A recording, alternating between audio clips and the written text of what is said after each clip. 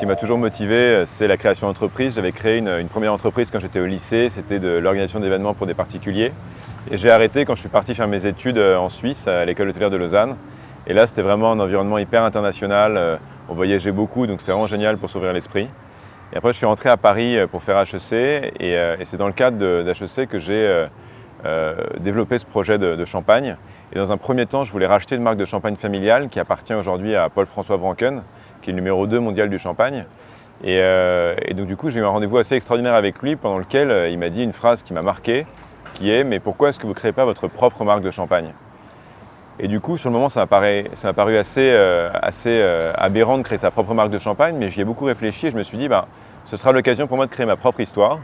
Et donc du coup, j'ai travaillé sur ce sujet-là, j'ai rencontré des vignerons et c'est comme ça que Champagne la Nouvelle est né.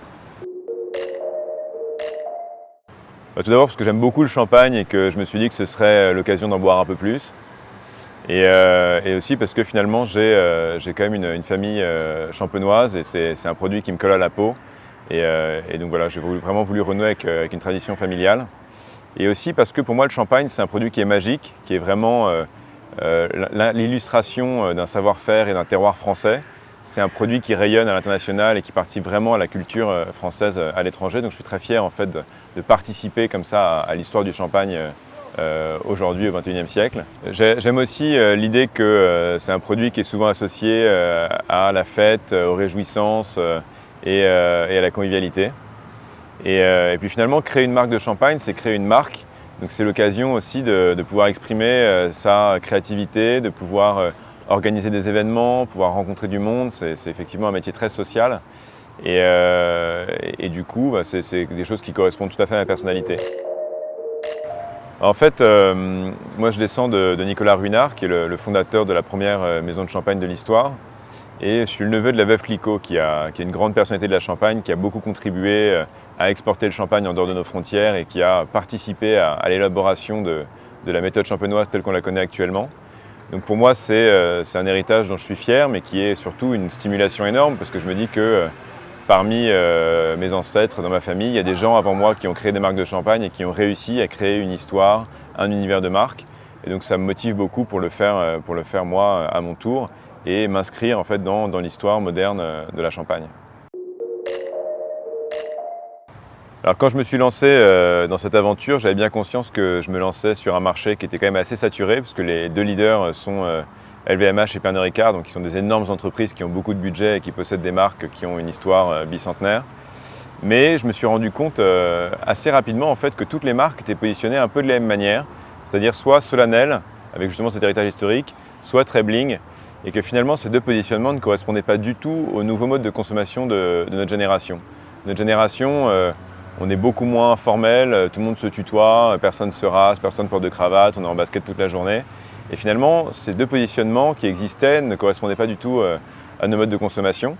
Et c'est pour ça que moi j'ai voulu créer une marque qui correspond justement à l'image des jeunes d'aujourd'hui, c'est-à-dire beaucoup plus décomplexés, beaucoup plus cool et qui finalement boivent du champagne non pas parce que c'est un symbole qui permet de célébrer, mais surtout parce que c'est un produit qu'ils aiment, qui est bon.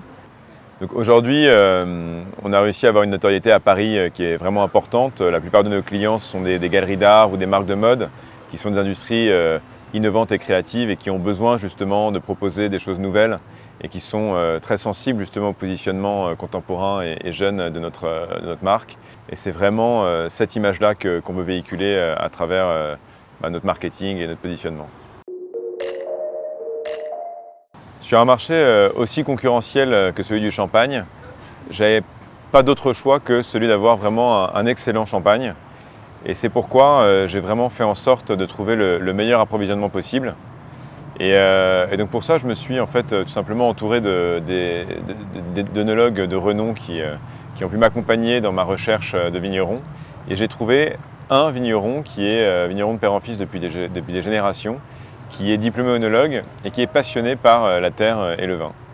Et donc du coup, c'est un domaine qui est basé en plein cœur de la montagne de Reims, qui est la région historique du Champagne, et qui est aussi une région qui est spécialisée en pinot noir, ce qui fait que notre première cuvée, la cuvée brute à Friolan, c'est une cuvée qui est composée à 78% de pinot noir, à 12% de chardonnay et 10% de meunier.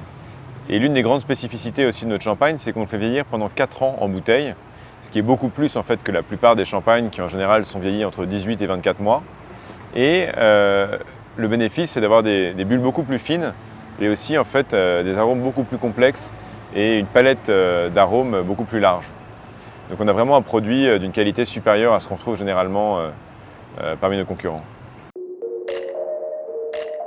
Pour partir à la conquête de l'export, parce que le champagne évidemment intéresse beaucoup un certain nombre de pays et l'idée encore une fois ce serait de se différencier un peu sur les pays cibles et plutôt qu'attaquer les gros marchés à l'export, aller chercher les pays qui ont un grand développement comme le Mexique, le Brésil ou le Japon qui sont des très très bons terreaux fertiles au message que je veux donner.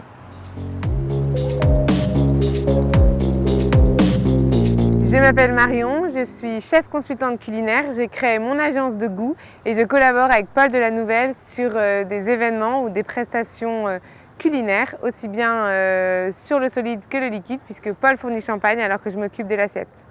Alors j'ai rencontré Paul sur un événement sur lequel lui il fournissait le champagne et moi toute la partie food et petits fours salés sucrés. Et en fait on s'est rendu compte qu'on avait le même type de clientèle et que je pouvais donc produire toute la partie solide alors que lui pouvait fournir le liquide chez nos clients.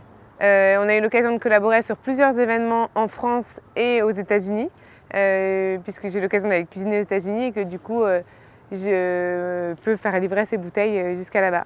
Associer le champagne à ce que je faisais, ça avait du sens pour toute la partie aussi apéritif, puisque ça représente aussi souvent le démarrage d'un cocktail ou le rassemblement de notre clientèle et qu'on arrive facilement à l'associer avec des pièces salées et sucrées pour tout type d'événement.